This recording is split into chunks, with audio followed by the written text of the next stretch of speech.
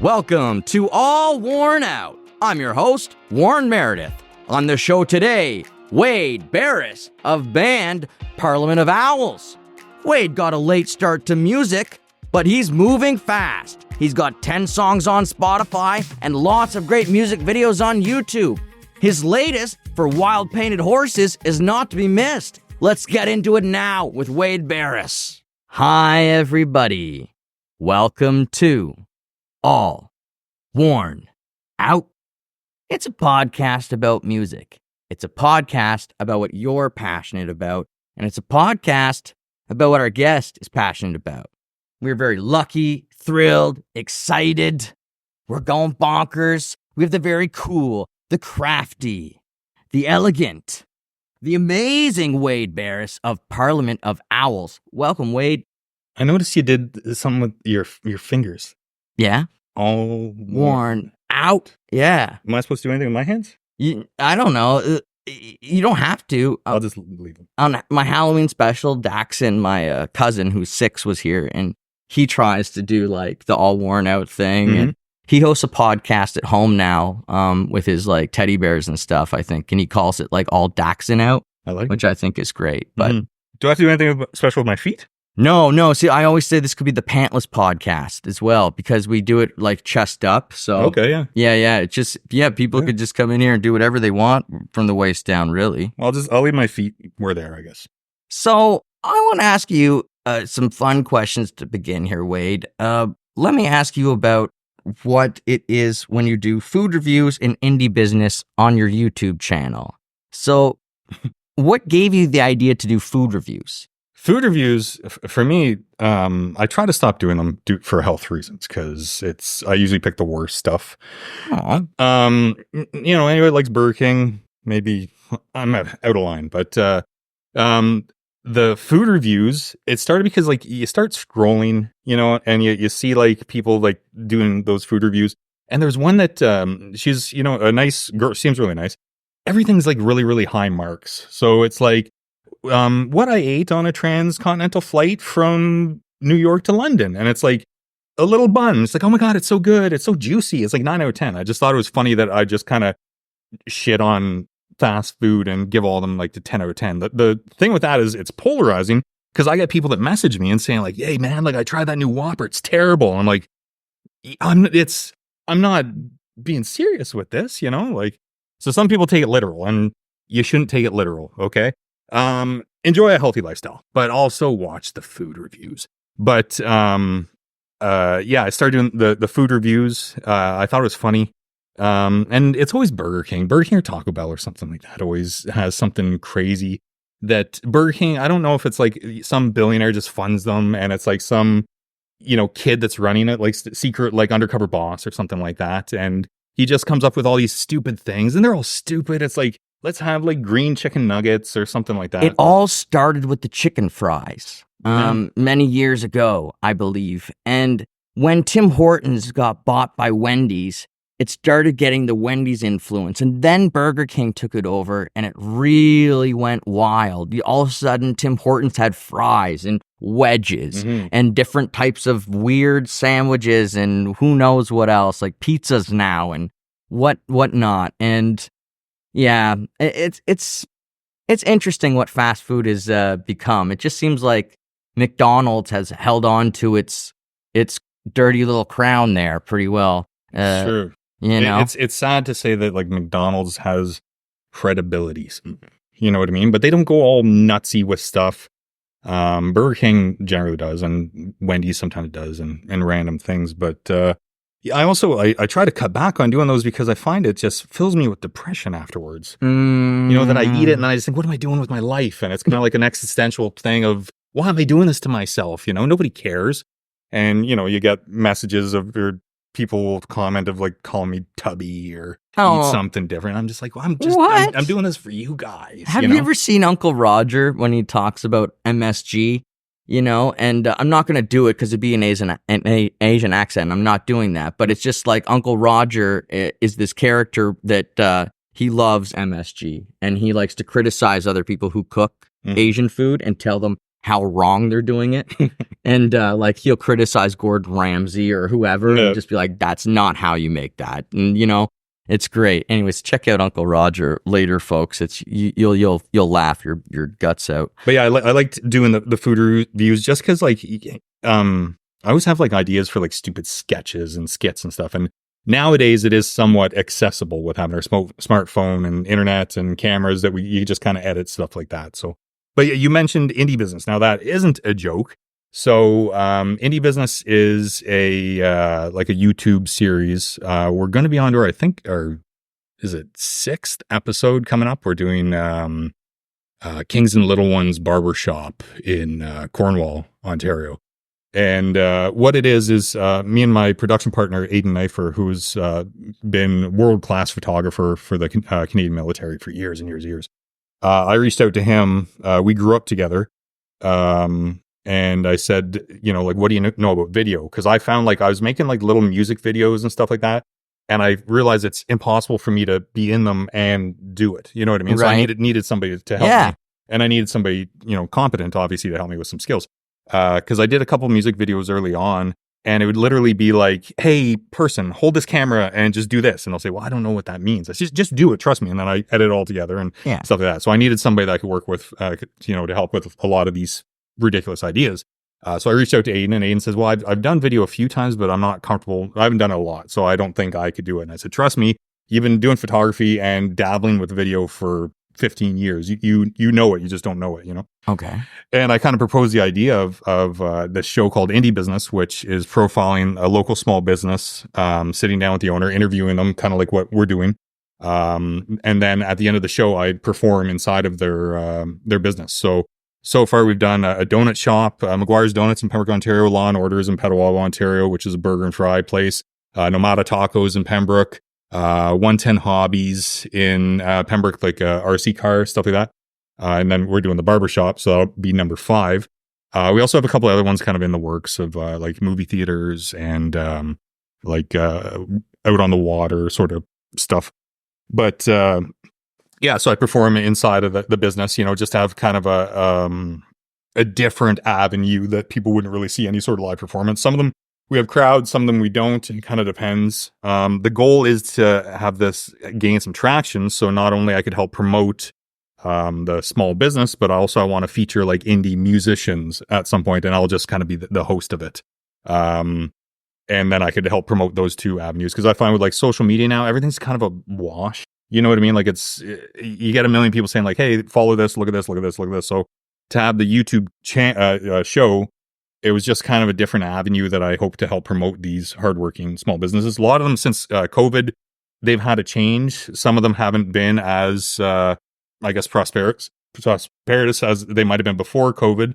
Before COVID, there was a lot of talk of like sense of community and support local and shop local. Seems like after that, it all kind of, I could be wrong, but like that's just the sense I get, that a lot of it has gone away, that it's more, you know, don't support all these local things. So it's my part, me and Aidan's part of just kind of bringing some awareness to, you know, the hardworking owners as well as the businesses. So I think that because we have phones, most of us, these smartphones that are constantly telling us about deals and this and that and where to shop and how to do things, and you've got Amazon and Temu and all these different crap dispensaries, and it's so easy for us all to access. It's an unfair advantage against the mom and pop shops or everybody local, because they don't have that same ability where we could be there in the middle of the night at 3 a.m.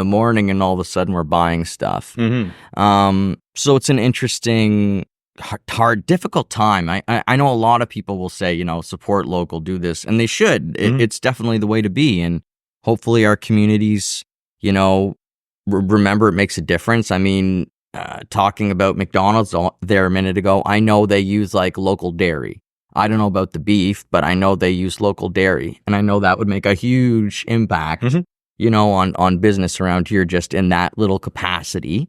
But like you said, it's an unfair advantage that, you know, it's, you know, you talk about something on your phone and it's there. You know, everything guides you. They're much smarter than us. It's these robots that are going to be controlling us. which is kind of cool, I guess, because it's another friend maybe you could have. I could have because I don't have many friends.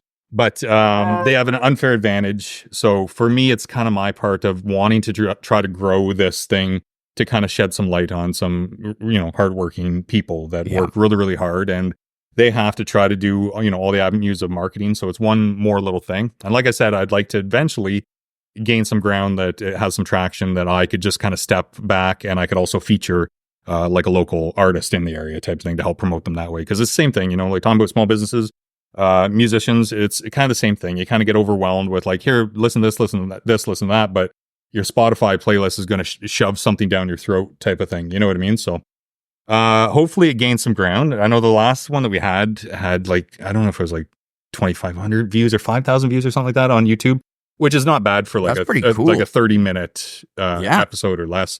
Also, I did a food challenge at Law and Orders, which I'm still waiting on my t-shirt because I completed it like all the other special food eaters on the planet.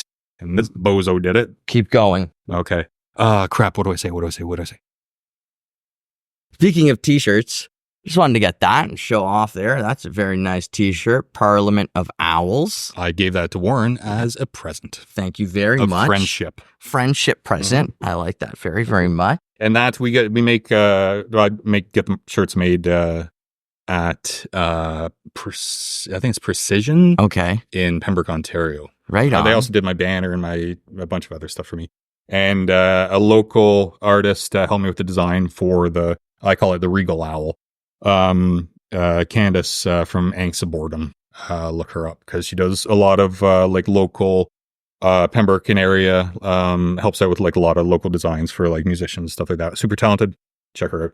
And I was going to say congratulations because you just got engaged a week ago, if I'm not mistaken. I did. Yeah. To my beautiful spouse, Melissa. So that's very fantastic. That must be super exciting for you. Yeah. We're a little bit older. It's not to discount how exciting it is, but we've been together 8 years and very happy to be partners in life. So we definitely wanted to kind of bridge that gap, and no plans on getting married in the near future. We're not in any sort of rush or anything, but just want to show that commitment because she's my best friend, and it was just me and my dog and her that was in attendance, and which is nice. He just wanted to play with his ball, but the dog's got to be in attendance. Yeah, well, he's literally everywhere that we go. If he wasn't a nutcase, I'd bring him here tonight, but he would be He's the other best friend. Yeah. And well, mine's upstairs. She would have lost her mind if there was another one. A lot of mind losing going on. Yeah, exactly. Mm. And Pembroke is your hometown? Well, Pembroke is where I'm from. So I was born in Peterborough on a stormy Christmas Eve night. I was born 16 pounds, 9 ounces with a full head of teeth, believe it or not. What? No way. No, that's impossible. Yeah, I was like... no babies are that big and no babies have full head of teeth. But well, I mean, I didn't even question that. Yeah. But yeah, I was born in Peterborough, Christmas Eve. And I grew up in Pembroke, Ontario, at a young age, probably 4 years old. And until my late teens after high school. And then I jumped ship and went to New Zealand for a year and came back, went to music college, and was a derelict drunk and busted my hand open and left. Was a private investigator in Toronto, lived in Halifax, Kingston, Cornwall, Ottawa, Grand Prairie, worked a lot in Africa, Edmonton, the Rocky Mountains.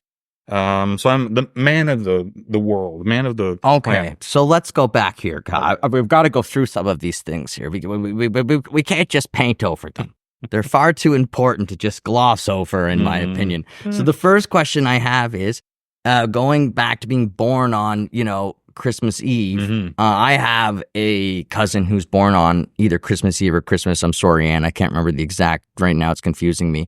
But what I do know is that kind of was crappy for her. Was that kind of crappy for you? Like, did your birthday presents turn into dual Christmas presents? Well, my parents tried very, very hard to give me a special day, so they did everything possible that they could to have, a nice special day for me. They definitely didn't shortchange me. They're very generous in gifts that they did. From that aspect, I can't complain. They did better than you could possibly imagine. The problem is I can never really have a proper birthday party, even though we'd have a party. But like as you get older, you want to kind of have friends over, but they're generally doing kind of pre-Christmas stuff, Christmas Eve. So we'd have, I know like for a while, like the popular thing was to rent out the local swimming pool. Okay. And we'd go there, but it'd be a quick kind of lunch thing, And as you got older, when you get to like kind of drinking ages, you want to go celebrate, and you can't really on Christmas Eve, right? Like, so, not like that's a big deal, but what it did to me is it desensitized my value for birthdays. So when people say like, "Oh, it's my birthday," it's like, I don't know, man. Like, don't you have Christmas tomorrow? Don't you have Christmas and then New Year's like a week later? Yeah, that's not how that works. But my parents did everything they can to provide me with a very special day. The good thing is my spouse, her birthday is the day before mine, so on the 23rd. So we're kind of lucky that we both had the same sort of feeling. That's like, let's just kind of get through our birthdays and then kind of celebrate the Christmas thing. So, it would be a lot different if it was like, if she was somebody that was always put a lot of stock in her birthday, Right. But yeah, that's one thing that I did is just desensitize when people are like, it's my birthday. I'm like, do you care? Because I don't care about mine, So you said you went to New Zealand after high school? Yeah, because I was young for a school person, because my birthday is in December, right? So I think I just turned 17, I think, if that makes sense. And yeah, my brother, I think finished university, and he wanted to go to New Zealand. He said, "Do you want to come to New Zealand?" I said, yeah, let's go to New Zealand. So yeah, I think I was 17 and we're backpacking through New Zealand. And it was, funny enough, right when the Lord of the Rings movies were being filmed. Oh. And I had never heard, I've heard like the book, you know what I mean? But I had no clue about any of it. I'm guessing you didn't have this beard when you were 17. No. Because you probably could have been thrown right in. You probably could have gone right into the movie. If they'd seen it, they'd have been like, that's it. You're joining, you're joining one of the armies. You're an orc. That beard would get you in, my friend. You're one of the short. Yeah, you have to go to war now. You're one of these little mystical people. Yeah, exactly. That would have been cool.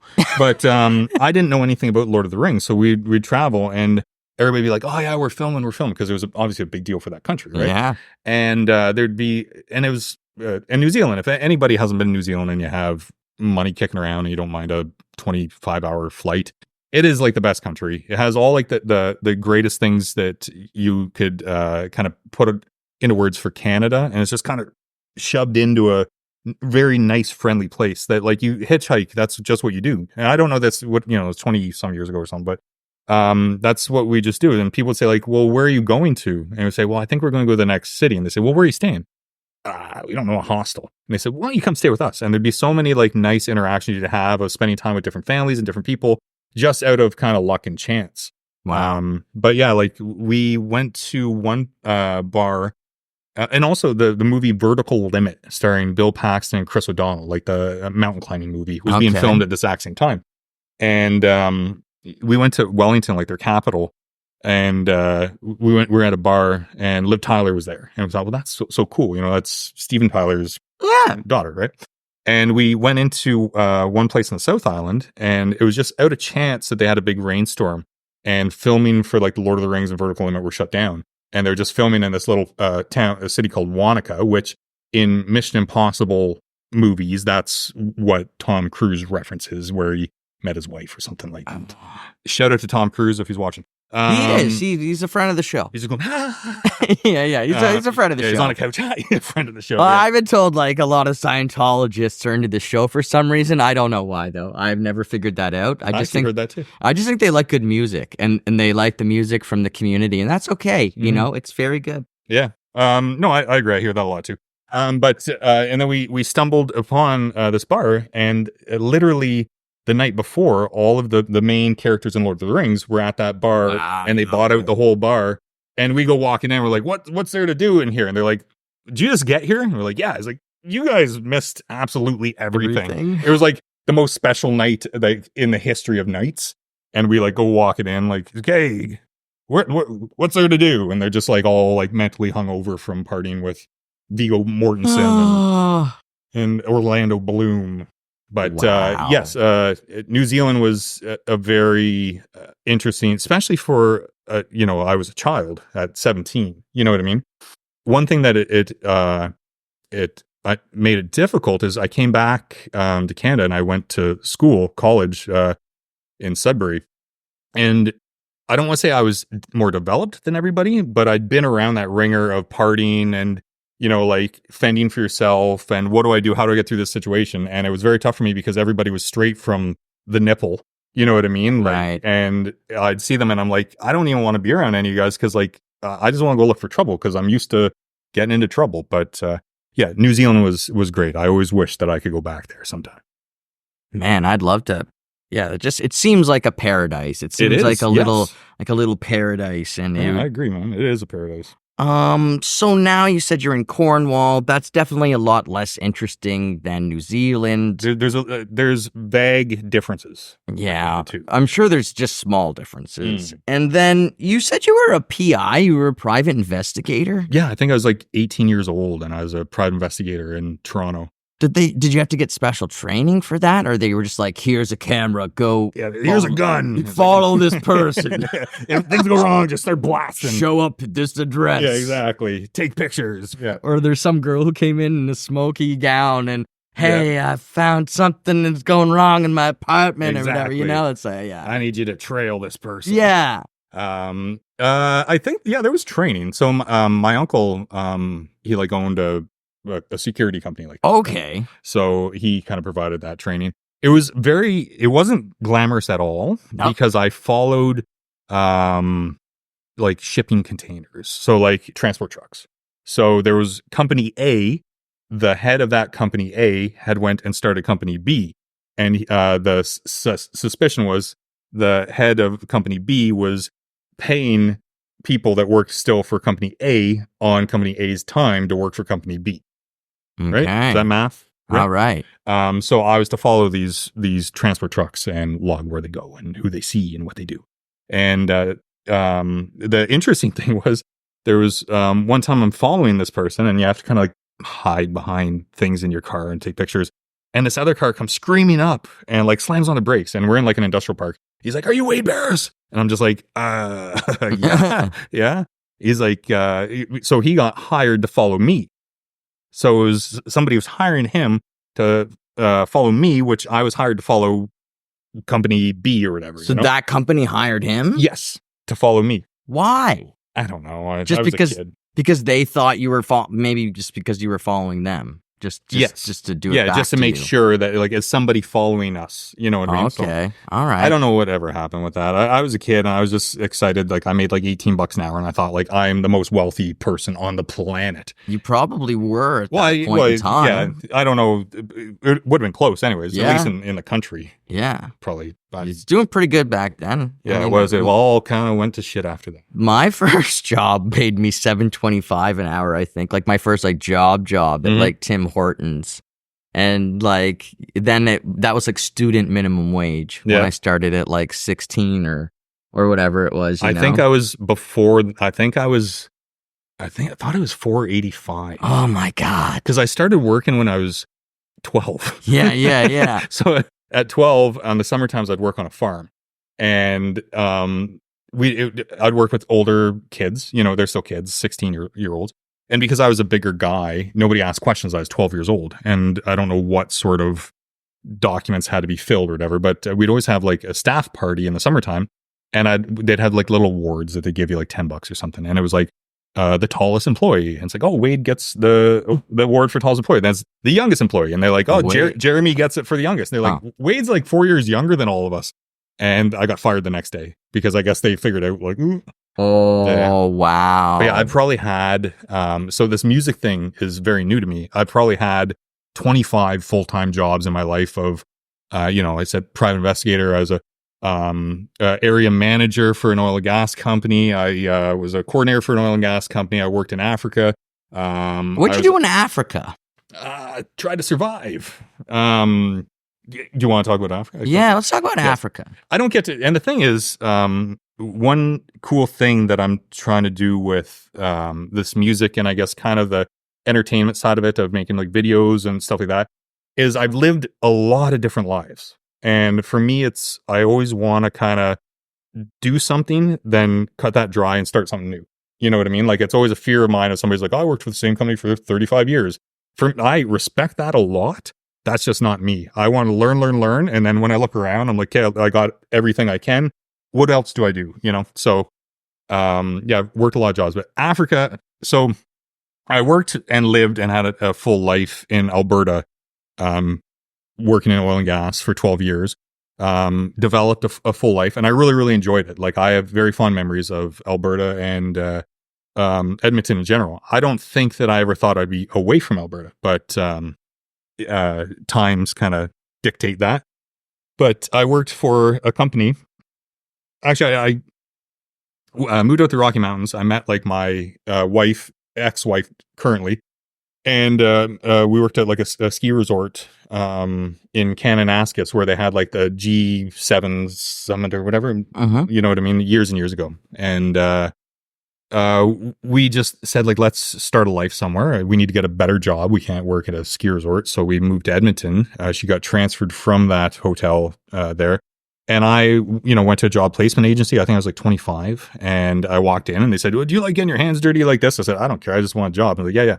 So I got a job for this company that like recertifies all this huge equipment that takes heavy, heavy pressure. And there was this one company called Weatherford that was like a huge client of theirs, and they would provide them with a lot of work. And I was working late with this one guy that was working on this stuff. And I said, like, how did you learn this stuff? Who taught you how to do this? He's like, oh, we just kind of figured it out. And for me, I've always tried to find opportunities. I'm an opportunist by nature, you know? So I said, okay, so nobody is the expert on this. So I said, oh, cool, I'm learning everything I can about this. I'm the new expert. So I ended up getting, like working on this company's equipment. And eventually the guy that was kind of the liaison came over and said, like, why are you working on our equipment when you know this equipment better than anybody? Why don't you work for us? And I said, okay. So they created a position for me, and I was to be like, it's called pressure control. It's like, and it's a full another story of what the stuff is, but it's like this massive cabled wire that, could relay real-time information. It goes, like hundreds and hundreds of feet into the earth, into like a gas reserve, and it could do a lot of different functions. But if that gas reserve under the ground is, say, 10,000 pounds per square inch of dangerous gas, which your garden hose is like 90, you know what I mean? So it's very, very dangerous, high pressure stuff.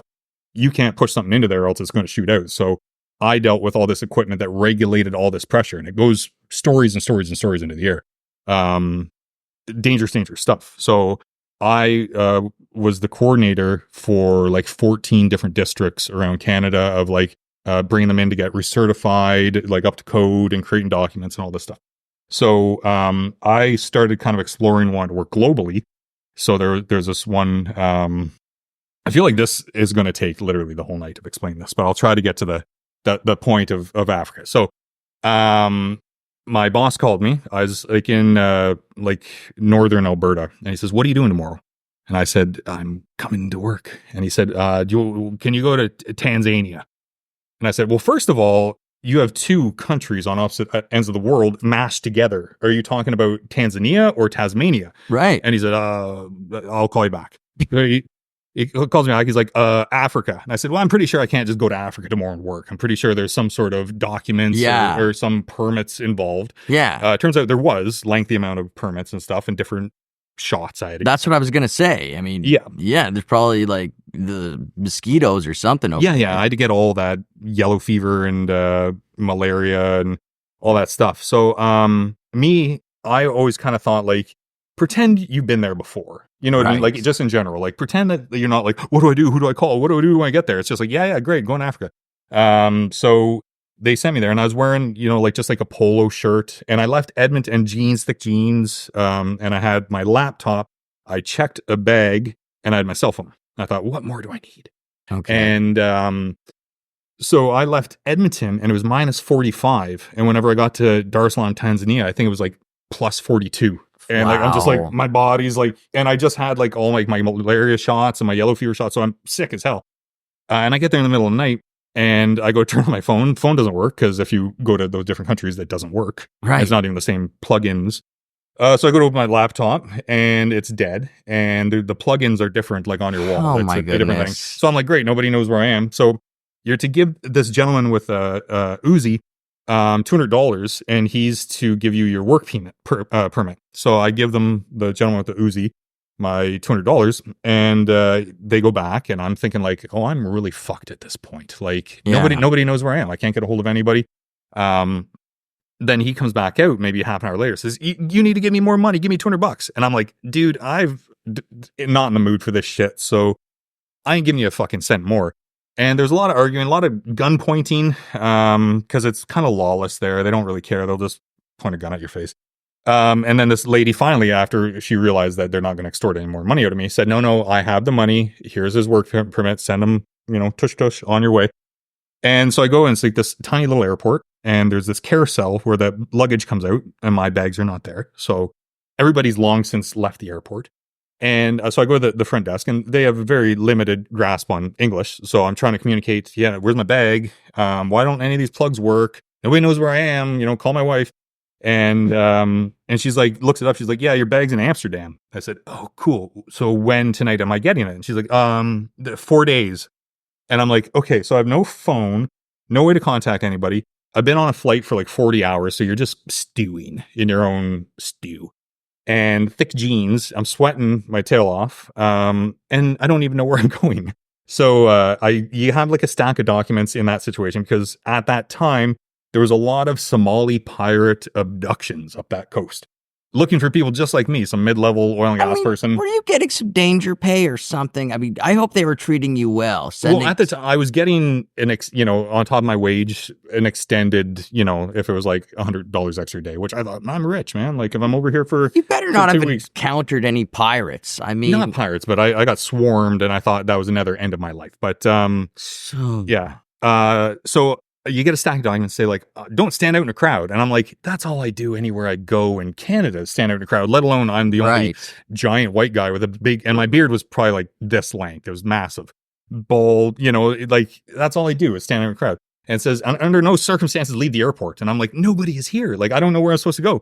So I leave the airport, and I happen to see this guy, walking, and I saw he had a little sign. I just happened to see like at the end of the sign, it said Ford, and I worked for a company, Weatherford. And I said, hey, and I yelled at him. He's in the middle of the parking lot, like nowhere near anything. And I'm like, and I point at me, and he holds up the sign. I'm like, yeah, that's me. What are you doing in the middle of the parking lot? Like, why would you think I would go wander around the parking lot? So he comes and he hands me a phone. The phone rings, and it's like a James Bond movie. I'm like, you haven't even asked my name. He didn't speak English. He just handed me a phone. The phone rang. And this guy said, yeah, mate, go to the Move and Pick Hotel, and we'll pick you up, and we'll go to Songo Songo tomorrow. And I thought, great, going to Songo Songo. Here's your phone back. Said, take me to whatever he just said. So the Move and Pick Hotel was this hotel, and I go check in, and I'm to meet this guy in the lobby at like 6 a.m. No idea what Songo Songo is, but once again, I just play the part of like, yes, I've done this all before. Yeah, Songo Songo. Oh, I hear the chicken's great there. So I go and I take off my clothes in like the hotel, the room I was staying at, and I'm like, hey, I could probably wash my clothes in the sink because they're just disgusting, right? So I go and wash them, and it's thick, heavy jeans, and you go to dry them. I'm like, good, there's a hair dryer. At least I'll be able to dry them. So I grabbed the hair dryer. I was like, I'm like, oh, fuck my life. Like there's no air coming out of this. So like now I'm in 42 degrees heat, full of malaria and yellow fever shots, like just spinning. Nobody knows where I am. I'm going to Songo Songo in the morning. And I put on, like even just trying to put on wet jeans suck. You know what I mean? Yeah. Let alone like boiling hot wet jeans. Yeah. So the guy picks me up, and, I said, so Songo Songo, eh? And he's like, yeah, you got to go inspect this equipment, blah, blah, blah. I said, how far is it from here? He said, well, the airport's close. And I'm like, airport, cool. So we're going on a plane, yes, to Songo Songo? He's like, looks at me like I'm an idiot. Like, yeah, of course we're going on a plane to Songo Songo. So, takes me to the airport. I get on like this little Cessna, and like it sputters to take off, and there's like all like carcasses of airplanes like on like off the runway. You know what I mean? Like that at some point they have burnt and caught fire and exploded, and they just left kind of the airplane carcasses. I thought this isn't good. So I'm flying, and all of a sudden I see the coastline come up on me, and I'm thinking like, this can't be good. Like I'm not even going to be on this continent, And I just thought, like, I think this is how Amelia Earhart got lost at sea. I'm going the same place. So we touched down this little tiny island. And look it up, Songo Songo. You'll see that there's a little runway.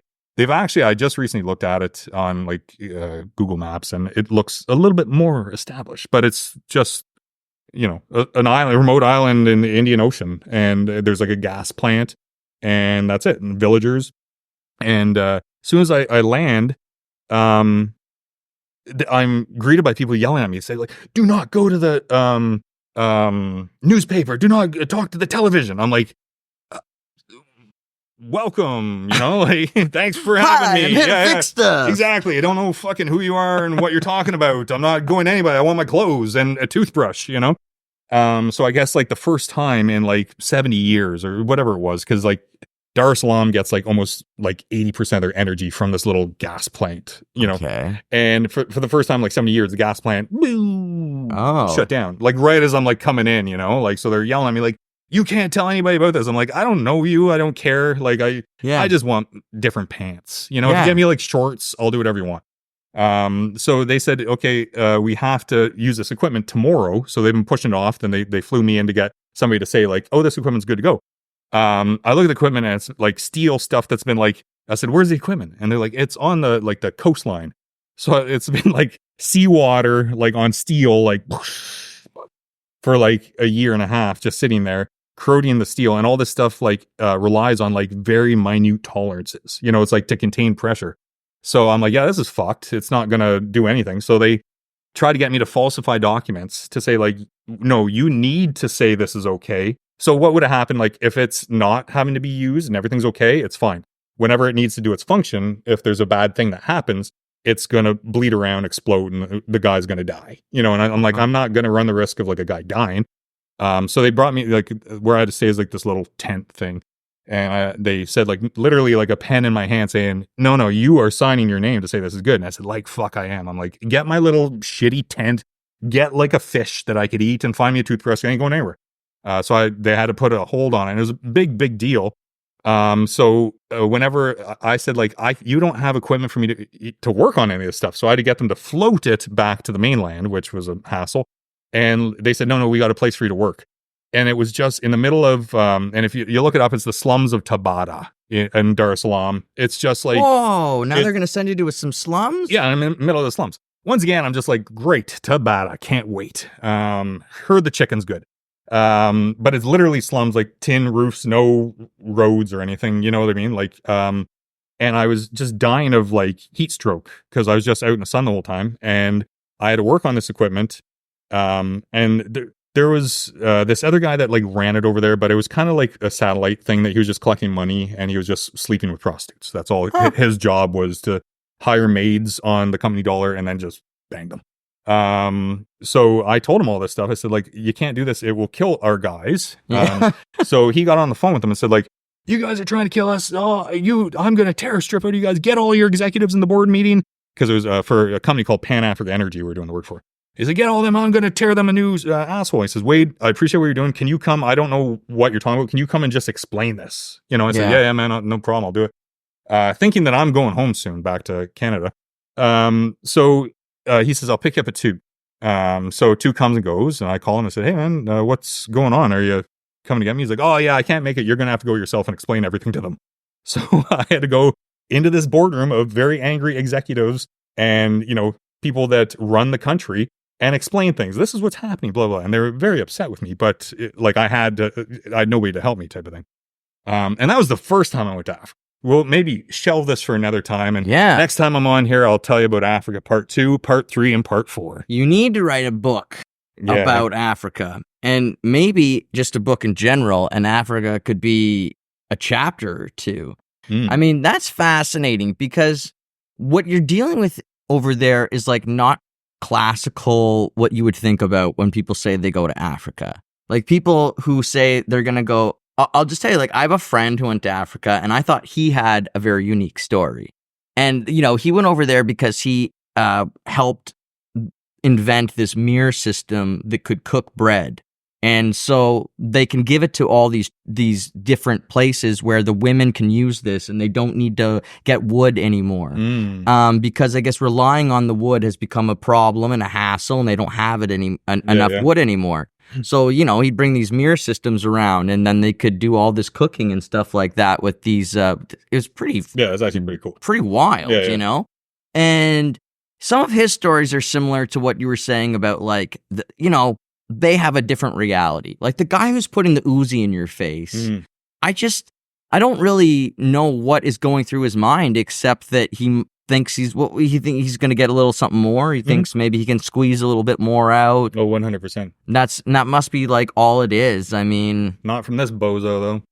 man, I I remember being told about my cousin going to Mexico and people bringing him back to the hotel room every night and like asking for more money, being like, yeah, but you owe us this much money, bringing him back. Yeah, I feel like in the one thing that I'm excited for, and I hope I have the opportunity is to share stories. So a lot of these situations, and I've had a lot of different things, craziness happen in my life, that I'm generally by myself. So it's not like you're with a bunch of people. You're like, man, can you believe today? You know, like it's like I'd get home and like there'd be only like a fixed point of time that I could talk to my wife, and you know she'd be like, oh my god, somebody and I'm not, you know, I'm not trying to be rude about it, but like, oh my god, somebody at work, you know, can you believe they did this? And I'm like, have a hard arrhythmia now from like heat stroke, and like I've gotten swarmed of people like trying to rob me, and I'm just like, no, work's good. I gotta go though, you know what I mean? But I feel like I could talk for hours. Like that little story, there's about 6 other ones that trump that, but this isn't Africa. Of course. Talk. So when you got into music was when does Wade first decide that music is going to be something he goes for, that he wants to invest in, commit to? Well, music's always been kind of a part of my life. So I kind of mentioned that I went to school at Cambridge College for classical guitar. Ended up breaking my hand, had to drop out, but still, like I do a lot of finger picking, and that's all kind of rooted around, you know, 1, 2, and 3 type of thing.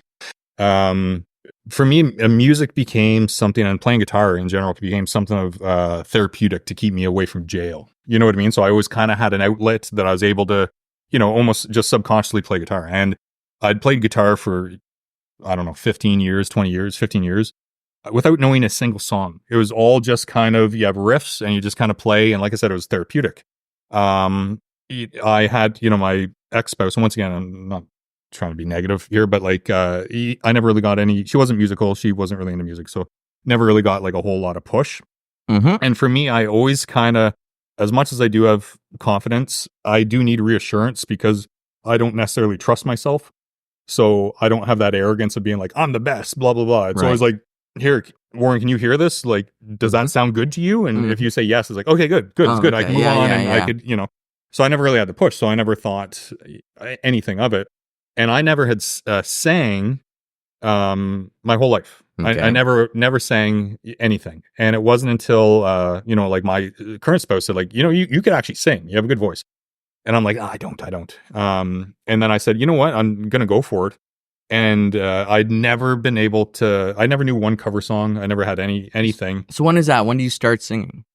About 1.5 years ago or so. Really? Maybe like a touch more, but like the first performance of me singing and playing in public to anybody on the planet. And I'm not talking about like, you know, there's been a couple friends and family, zero. Absolutely nobody on the planet was last June. So not this past June, but the June before.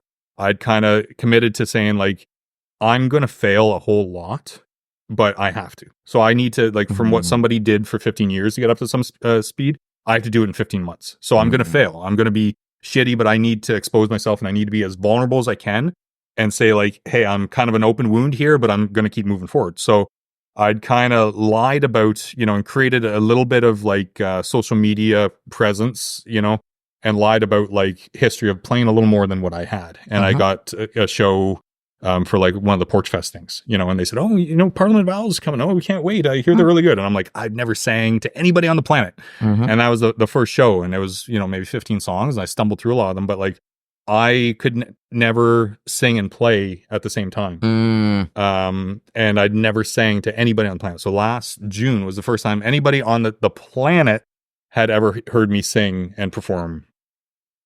So, wow. I mean, you've done great. That's crazy because, well, I was going through all your work, and I guess you have 10 songs up on Spotify, including the introduction song, which I think it was interesting in itself as well.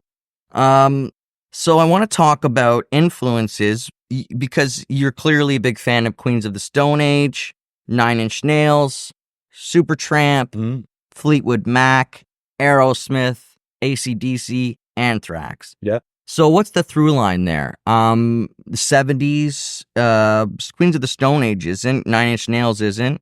So you've got some 70s and some 80s, and then into the 90s, I guess. Yeah, I don't know if you could draw a straight line. It was more of so whenever I got into guitar, it was kind of also a lot of like Cream and stuff like that. So it was, some people around that time, they either gravitate towards current music or they say like, well, who influenced them type of thing. And that was kind of me of being like, wow, like I can't put a lot of stock into current music until I kind of scratch the older stuff, right? So I got heavily influenced, which a lot of my peers at the time, they're playing punk bands, stuff like that. And I'm like, I just want to like riff out and play the Eagles, you know what I mean? Like, or like Cream, because like Eric Clapton was kind of like the way he phrased things made sense to me. So it was, like a similarity of whenever I'd play, because I always wanted to just play solos, stuff like that. So like Cream, whenever I'd listen to Cream, stuff like that, and AC/DC and all these kind of riff heavy stuff. And then also like I didn't realize till later that like the songwriting stuff I really liked. So I really liked, and in a lot of my music there is kind of like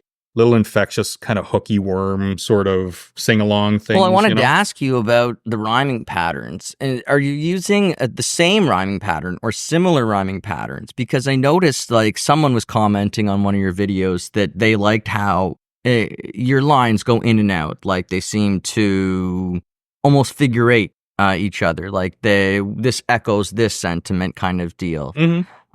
Is there a pattern that you follow? Is there a poetic way that you like to write, or is it always different? Well, I'll share with you how I write music. I don't necessarily subconsciously set out to write anything. So I feel like a lot of times, not just in music, but in general, I'm a vessel. So I'm just a passenger with a lot of these things. You know what I mean? So with writing music, I don't set out and say like, I want to have this sort of progression or I want to have this phrasing. What happens is I pick up a guitar and it comes out. There's a riff. And then that riff gets stuck in my head over and over and over.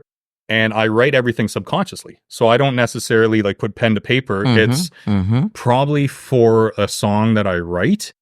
It's probably played in my head 1,000 times. And what happens is when I go to bed, I dream about the song. So I start writing the song whenever I'm sleeping, that there's melodies, because I could write a melody pretty quick. Actually, I don't even write the melody. The melody's already there. So like whenever I have a riff and it comes out, generally the first stuff that comes out of my mouth is the melody that goes with that song, more or less. And that melody, like of just phonetics, plays over and over, no matter what I do, over and over and over and over. When I go to bed, every dream that I have, because I have generally very visual dreams, every dream, it's like there's the dream you're watching, and then somebody has like a speaker over the PA system. That riff and that melody and that phonetics are just going. Then slowly over that couple weeks or couple days, I'll get like kind of keywords for where that fits in. And then at that point, I could kind of bridge the gap. So then I could actually put a little bit more mathematics into like, this is where I need to get. How do I get there? This is where I'm starting. How do I kind of make that it's kind of... So yeah, I've never thought about it like that before. But yes, a lot of the stuff does kind of go starting here, going there to finish there, but to start here. You know what I mean? Yeah. But yeah, I always am really cautious on when I'm in a writing period. So I don't actively write music. So a lot of people be like, and I have a friend that's a musician. He's like, man, I probably got like 40 or 50 songs. And I'm like, I have 0 until I go to write, because I'm always concerned about opening up that door. It doesn't make sense to me. So if it's time to write a song, it's like, okay, the door's open. What's coming out? Okay, cool. That's closed. And I limit what I listen to, what I watch, anything that could influence it. Because I had a song called WPRT, and a lot of stuff that I play is in like an open G sort of hybrid. I leave the high E where it is, just so I could do like pentatonic crap. But I write everything pretty much in open G now. And I had this cool riff, and I'm like, man, that is cool. And it was slowed down. And then I'm like, I've heard that riff. And I said to like my spouse, like, who is that guy that you sent me that song for? And it was, I always get his first name wrong, Coulter Wall. He's like a country singer, and he has this awesome song. And I'm like, that's the same sort of progression. I'm like, okay, I got to change that all up because I was subconsciously influenced.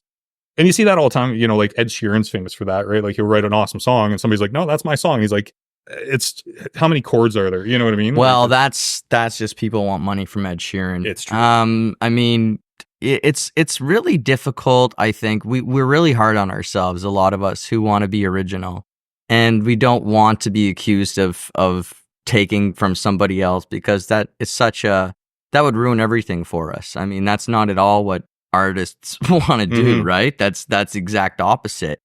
But I mean, I saw you commenting about the difference you learned between the engineer and the producer.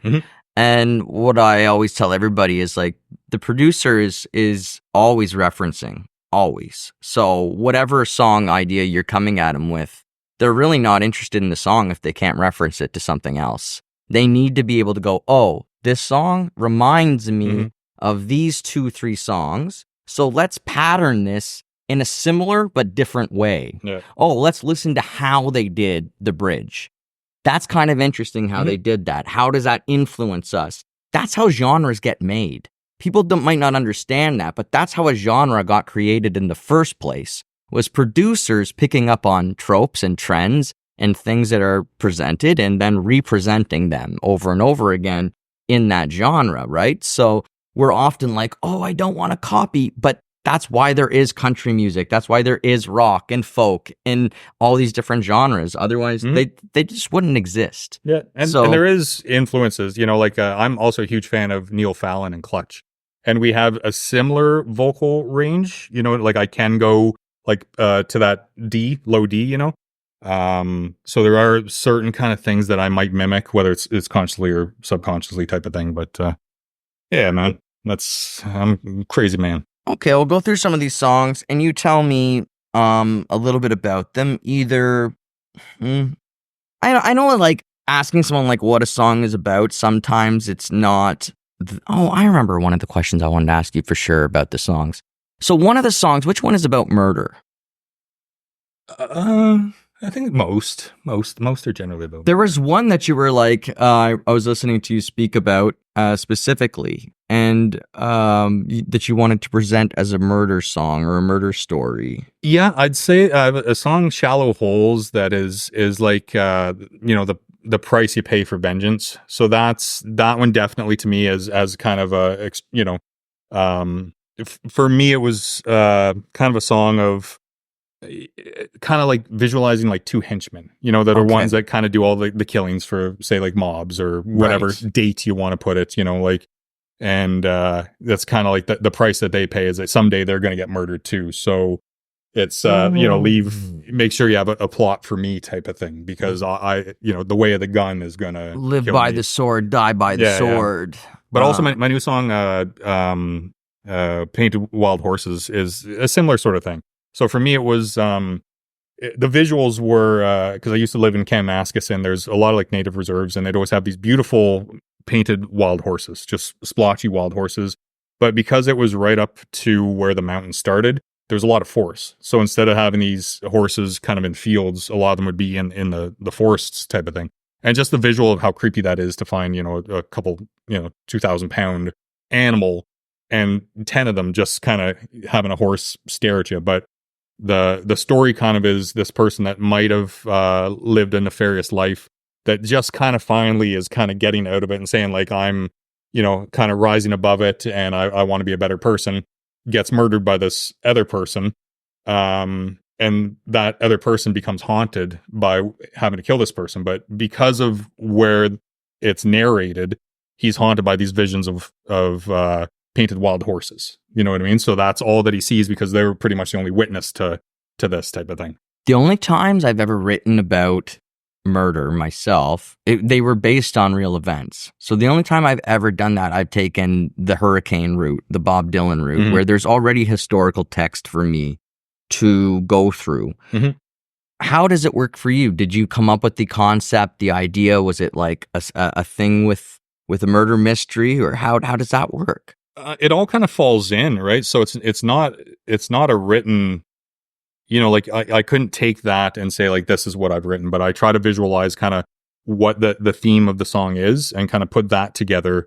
Yeah, it kind of just falls in on its own to me. You know what I mean? So I kind of start with something, and I kind of think of like, what route do I want to go down? And if it's something like this, I just kind of let myself be open to kind of constructing it that, and hope that it kind of makes sense. Even though I really enjoy when people say like, oh, the song that I heard, it's about this or this, or I thought it was this. And I think that's really cool that anybody even takes a chance to and try to interpret it, and they see it completely different. So generally I don't like explain what anything's about, but Right. some of them it's a little bit more kind Right. of you've set up. There's kind of some stuff that you've said that kind of needs some kind of explanation. yeah, and I'm always open to talk with that, but I also really like when somebody's like, it's about this and this, and I'm like, well, of course it is. It's about whatever you think it is, you know. I like to write pictures, so I don't like to write full stories. I like for example, you were talking about the flood before. So like for the flood, I had very, very vivid pictures, but I didn't have a full story. And I want to kind of leave that not completely open. I want to put characters into the picture as well.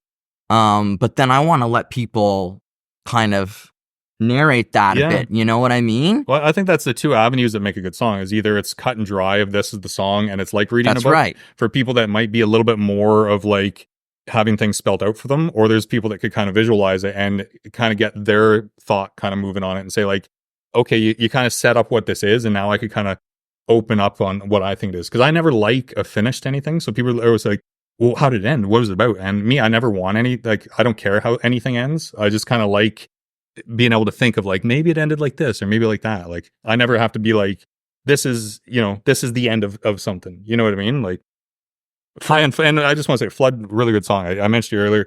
That guitar solo was fantastic. Yeah, awesome. And that, again, for me, was the result of the producer experience and being pushed, and also being pushed by your bandmates and being challenged, and us pushing each other, and and then people rising to the challenge. And that's what the studio is all about too, is that you put this gauntlet down, and maybe you can do it, but you're also scared. Maybe I won't do it. Maybe what comes out, it's not going to be very good. I fear that a lot too. I think the same way. Yeah. And you learn a lot from each song. And have you learned that, have you been figuring out like more and more how to create the mood in the music?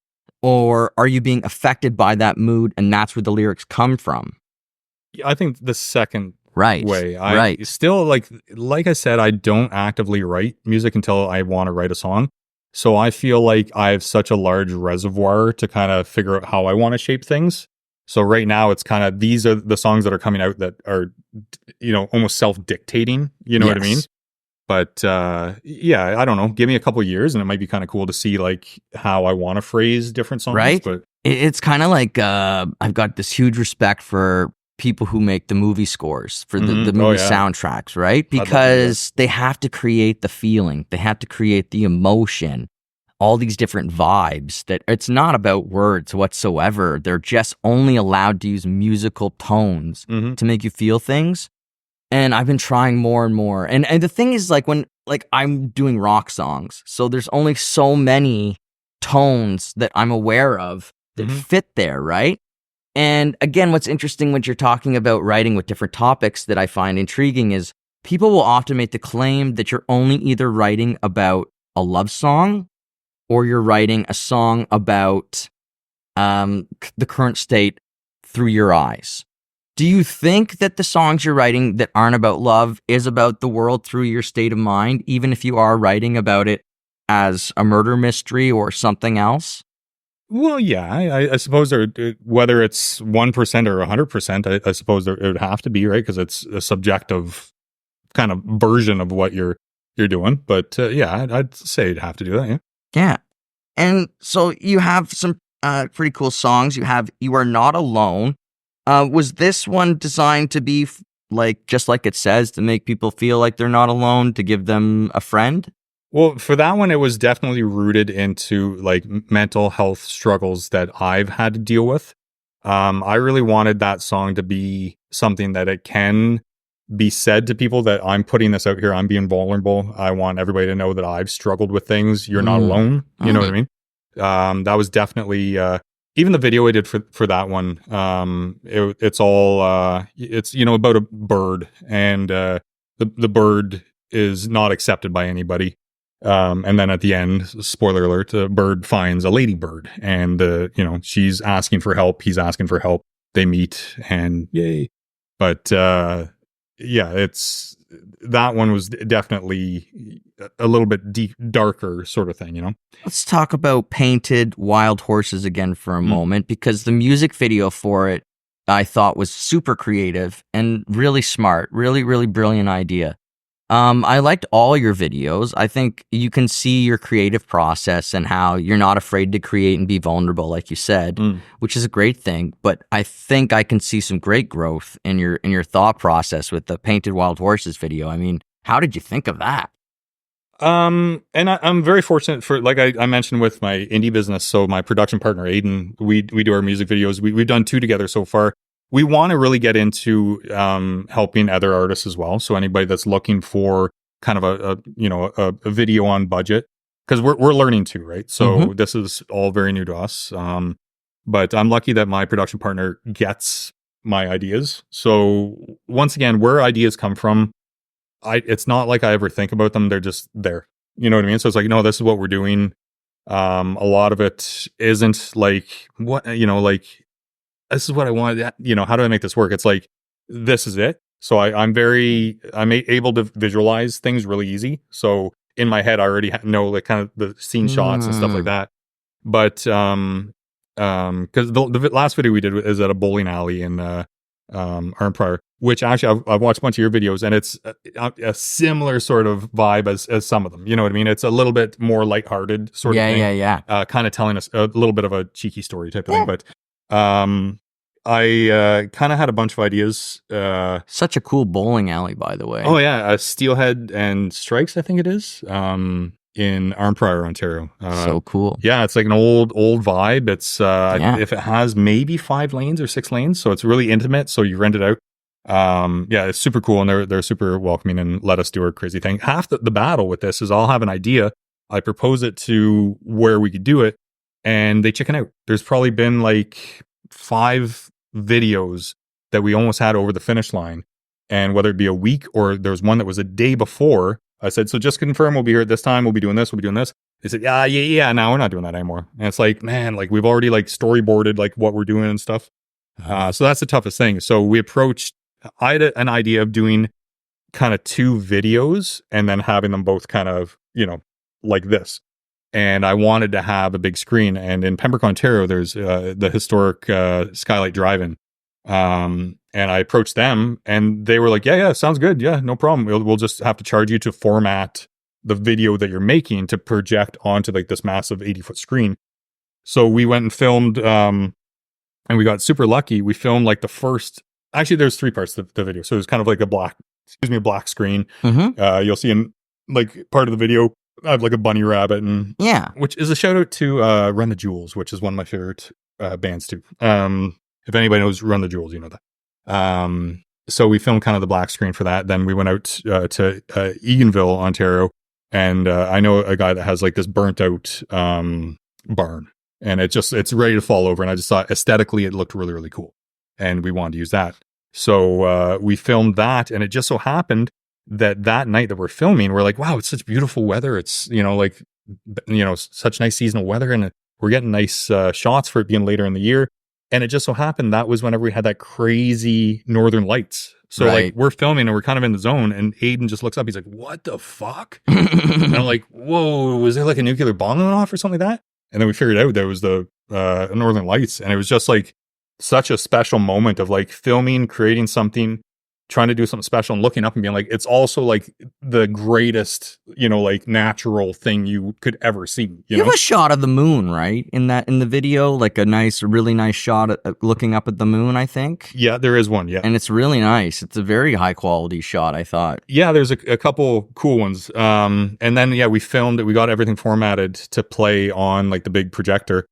And we kind of filmed a bunch of like different kind of shots with the previous video kind of projecting behind me. So I think it's really cool. And I think one thing that we're trying to do is try to, find these ideas and run with them. And once again, the whole thing of me with Parliament of Owls and what I'm doing isn't necessarily about making music, but it's about becoming fearless in life. So I want someday, and I was talking to you kind of earlier before, I get kind of misrepresented sometimes. People don't know how to take me, and I understand that. But all I'm trying to do is to be fearless in life and to be able to deal with any anxieties because you're confident in your ability. You know what I mean? So I want to be vulnerable. I want people to try to kick the shit out of me because I get tougher and I get smarter and I know how to deal with that. And this whole process of what I'm doing, because I shouldn't be doing this at my age, and to have a career prior and to just say like, because I worked for this other company and it was going up this corporate ladder, and they forced me, you have to apply to all these jobs, and it was to get a higher job. And I remember interviewing, and all of a sudden being like, "What? I don't even want to fucking be here." Yeah, you know what I mean. Like, they're like, or you're going to go on to like the next stage of interviews. I'm like, actually, I quit. And they're like, "What are you talking about? You quit?" I'm like, "Yeah, I quit. I don't want to do any of this shit. Fuck it. I want to, I'll take a gamble on myself. Life's too short. We all have people that we've loved that aren't here, and you owe it to them to fucking do something. You know what I mean? Yeah. Like, not just fucking."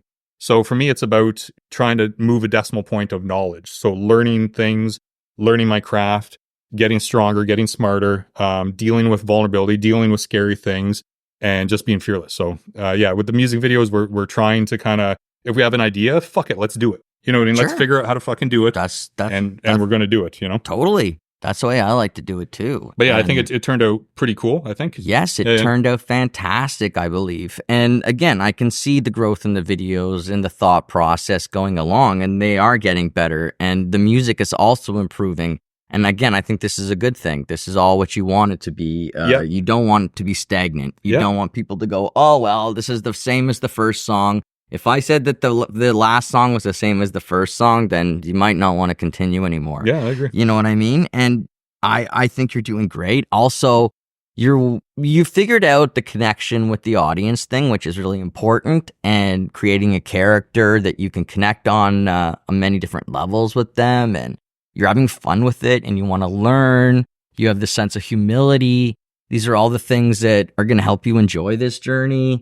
Because being an artist is difficult. Yeah. And it's lonely at times, and you'll find yourself often questioning this. But I think what helps me is remembering that I always go back to Van Gogh, and I always will, because he's the greatest artist of all time, but he never knew that, ever. And he was never told that by anybody, except perhaps his brother, who bought him a place to work in because he had nothing.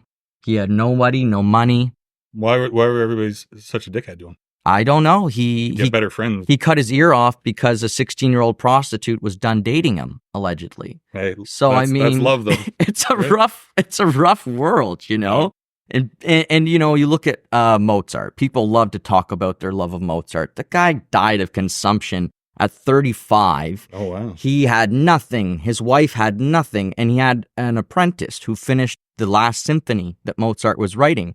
And he finished it in secrecy and gave his wife, Mozart's wife, this as a present. Like, here, your husband helped me so much. You're penniless. I finished this for you. And then years later, they figured it out. And now it's studied, like how the apprentice, what's different that he did to Mozart. And yeah, so you look at the artists, the greats, and it's often lonely and sad. And but that's art. Art lasts forever. Good art never goes away. Good art's there through time. And that's what it's there for. It's not for us. It's for somebody else, which is really cool. Like, you're getting right now the part of it that's for you. But once the song is made, it's like, it's no longer for us anymore. Like, it's a birthing and it's gone. And now who knows where it will go. I want to say thank you so much, Wade, for coming on. I want to have you back on again because, you talked about Africa for me, and I'm so happy. And I want you to talk more about it, and I want to talk more about the music. But, you'll have to come back and do it some more. Yeah, and we have to talk at some point about me working for Dave Carroll. Oh, yeah. That sounded spooky. That sounded like a real Halloween howler of a story, man. Yeah, I worked with, Anyways, Google Dave Carroll. He survived it, though. That's the most important Yeah, he was part. nice. He bought me donuts. It was pretty cool. That's really awesome. Man, that's something we have no shortage of here in Canada is, biker gangs. But I have a lot of stories, and I hope that, because I realized over the years that, like, I've never shared them with anybody. You know what I mean? So for me, it's valuable to be able to share these crazy stories that I have because I have no shortage of them. Folks, follow the links below. Go check out some Parliament of Owls. Support Wade Barras. Go and see him live at his show. Pembroke, Ottawa, Cornwall, surrounding area. I bet you you'll find him. Yeah. Go like a video. Go subscribe to his channel. Links below. Thank you so much again, Wade. Thank you, Warren. Thank you for watching, and we hope to see you again next time on All Worn Out. Yes. Bye-bye, everybody. What do I do with my hands now? Just leave them? Or? Yeah, you're Yeah, good. okay. Cheers, everybody.